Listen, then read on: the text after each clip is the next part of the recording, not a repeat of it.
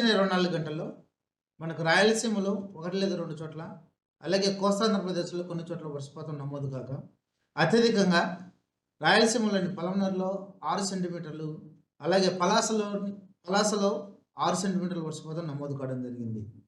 ఇక ఉష్ణోగ్రతలు చూసినట్లయితే గరిష్ట ఉష్ణోగ్రత నంద్యాలలో 46 డిగ్రీలు నమోదు కాగా, నంద్యాల, కర్నూలు, కడప, ఆరోగ్యవరంలో మనకు వడగాలులు నమోదు కావడం జరిగింది.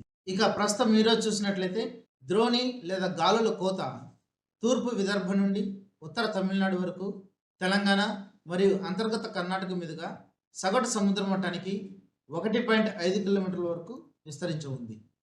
వీటి ఫలితంగా రాబో 5 రోజులు మనకు వాతావరణ సూచన చూసినట్లయితే ఈరోజు రేపు అనగా 7, 8 తారీఖులలో మనకు వర్షాలు రాయలసీమ మరియు కోస్తాంధ్రప్రదేశ్లో రావడానికి అవకాశం ఉంది. మరి ముఖ్యంగా ఈరోజు కోస్తాంధ్రప్రదేశ్లో అనేక చోట్ల, అలాగే రాయలసీమలో కొన్ని చోట్ల, రేపు రాష్ట్రం మొత్తం మీద కొన్ని చోట్ల వర్షాలు రావడానికి అవకాశం ఉంది.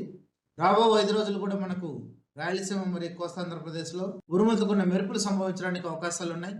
అలాగే ఈరోజు రేపు గాలులు గరిష్టంగా 40 నుండి 50 కిలోమీటర్ల వేగంతో వీచే అవకాశం ఉండగా, మూడవ రోజు అనగా 9వ తారీఖు 9, 10, 11 తారీఖులలో మనకు గాలులు గంటకు 30 నుండి 40 కిలోమీటర్ల వేగంతో వీచే అవకాశాలు ఉన్నాయి.